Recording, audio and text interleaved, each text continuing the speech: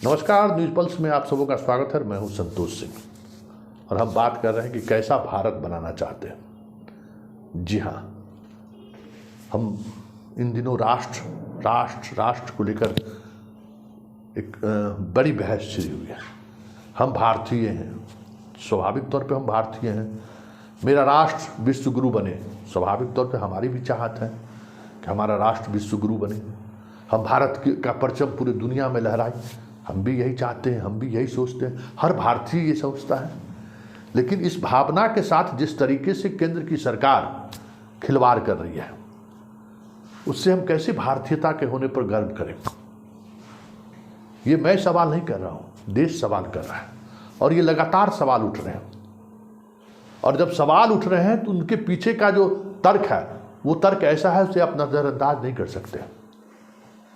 विवाद शुरू हुआ है सुप्रीम कोर्ट के एक जस्टिस के राज्यपाल बनाए जाने से लेकर।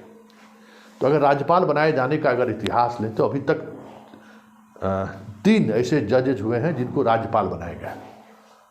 लेकिन शुरुआत की दौर में अगर हम बात करें तो 2014 में जब सरकार बनी तो chief justice of India retire हुए और उनको इन्होंने केरल का राज्यपाल बनाया। और उन पर क्या उन पर राज्यपाल बनाते हुए क्या आरोप लगा कि अमित शाह पर जो केस चल रहा था, उस केस को एफआईआर को क्रैश उन्होंने ही किया था। भूमि अधिग्रहण को लेकर जो कानून बने थे, उस कानून को लेकर उन्होंने ही फैसला दिया था। वो अपने कार्यकाल में कई ऐसे फैसले दिए जो फैसला सरकार के पक्ष में था। तो सवाल उठा, नजीर साहब में भी यही उठ रहा है कि अयोध्या मामले में वो जज थे, नोटबंदी मामले में जज थे, 3 तलाक मामले में जज थे। तो इस तरह के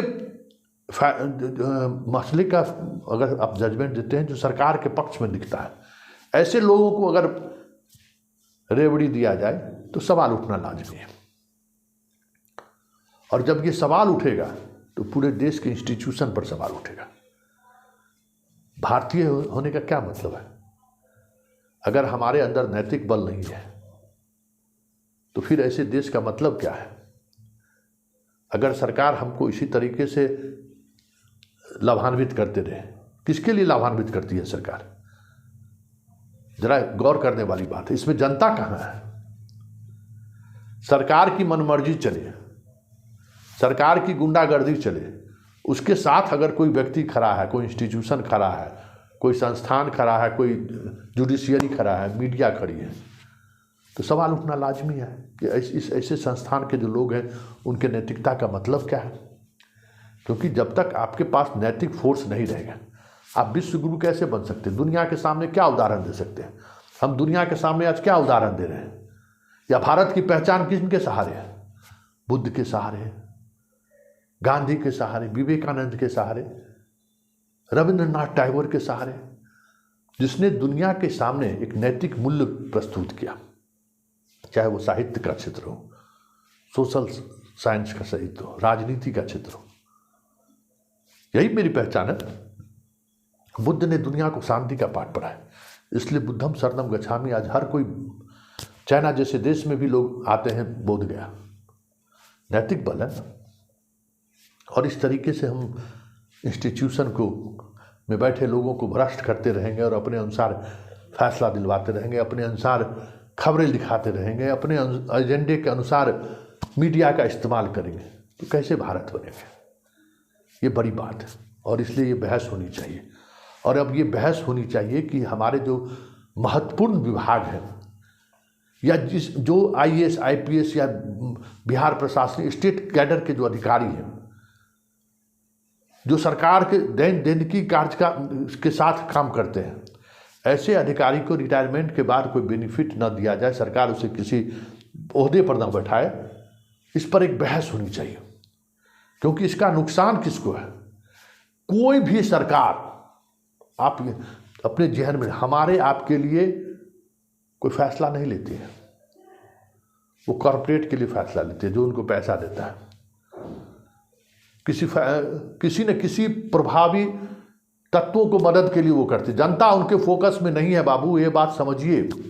हम आप नहीं हैं उनके फोकस में। उनका हर फैसला हमारे आपके खिलाफ जाने वाला फैसला होता है। तो हमें हमारे आपका संरक्षण कौन करेगा? मीडिया करेगी, जुडिशियरी करेगी या ब्यूरोक्रेसी करेगी? और अगर तीनों इंस्टीट्यूशन को इसी तरीके से भ्रष्ट कर किया जाता रहा तो फिर इस देश का क्या होगा? कैसे हम भारत पर गर्व करेंगे और कैसे हम अपने आप को कहेंगे कि हम भारतीय हैं?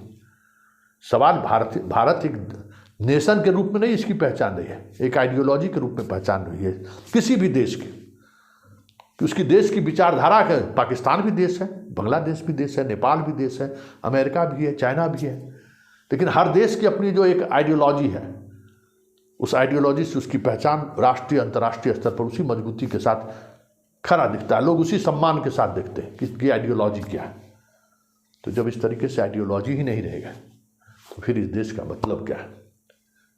यही समझने की जरूरत है कि इस तरह के अपॉइंटमेंट का विरोध होना चाहिए, क्योंकि अगर विरोध नहीं होगा तो फिर हमारे तमाम जो संवैधानिक संस्थाएं हैं इसी तरीके से ध्वस्त होते रहेंगे, ताश के पत्तों की तरह बिखरते रहेंगे।